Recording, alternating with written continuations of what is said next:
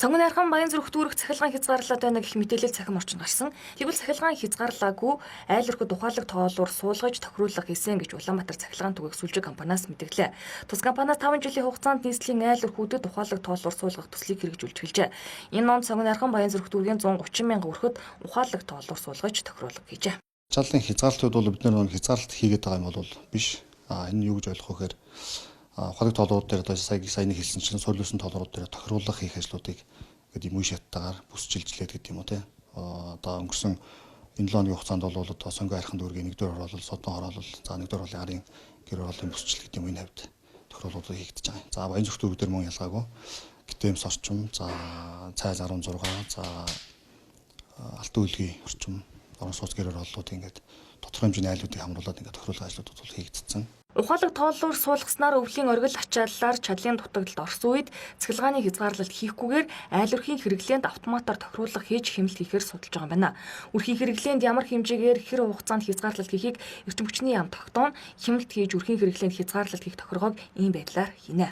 Чадлын хязгаарлалт бидний дутагдлалтанд оруул одоо 5000 6000 гэдэг ч юм хэрэглэгч нарыг хамруулад тэр чигт ингээд харанхуулгаад тасалчдаг шүү дээ.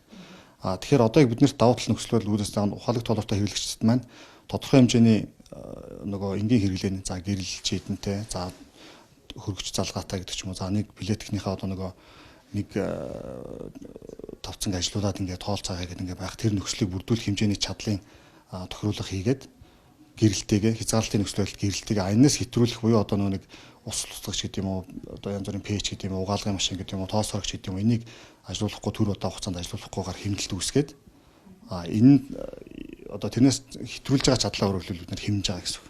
Хэрэглэгчд маань ч гэсэн гэрэл цахилгаантайгаа хэрэглээтэйгээ ингийн одоо хамгийн бага хэрэглээтэйгээ гэсэн үг шүү дээ. Энэ хэрэглээтэйгээ байлгаад бид нар цааш чадлын дутагдлалд хэр нөлөөлж чадхаар байна вэ гэдэг ийм нөхцөл байдлуудыг одоо тохируулж судалж үзэж байгаа гэсэн үг. Цахилгааны ухаалаг тооллоор нь дан ганц хэрэглээнд тохируулах хийх зориулалттай биш хүний оролцоогч багасгана. Үндсэндээ байцаагч айл өрхийн хаалга тогшиж цахилгааны төлбөр бичих шаардлагагүй хэрэглээнээс өндөр төлбөр гарлаа гэх иргэдийн харлагч байхгүй болно. Учир нь цахилгааны ухаалаг тооллоор суулгаснаар цахилгааны төлбөр автоматар бодогдож мэдээлэл нь танд ирнэ. Мөн авах үед хэрэглэж байгаа цахилгааны утаснуудад гэмтэл гарсан байвал сануулгач өгөх юм байна.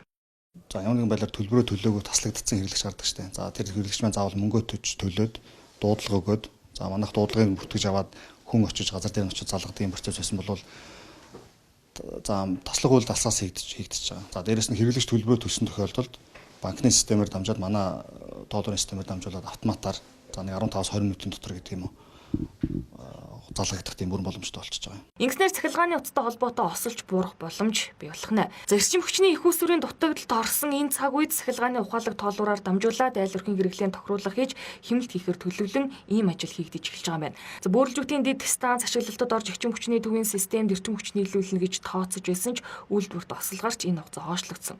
Ингэхлээр энэ өвлийн оргил ачааллыг их үүсвэрийн дутагдалтайгаар өгтөж байгаа учраас хязгаарлалт хийхгүй гэх баталгаач байхгүй. Иймээс чадлын дутагдалд орсон үед цахилгаан хязгаарлаж харанхуй суухгүй тулд хэмнэлт хийх аргуудыг судалж эхэлжээ.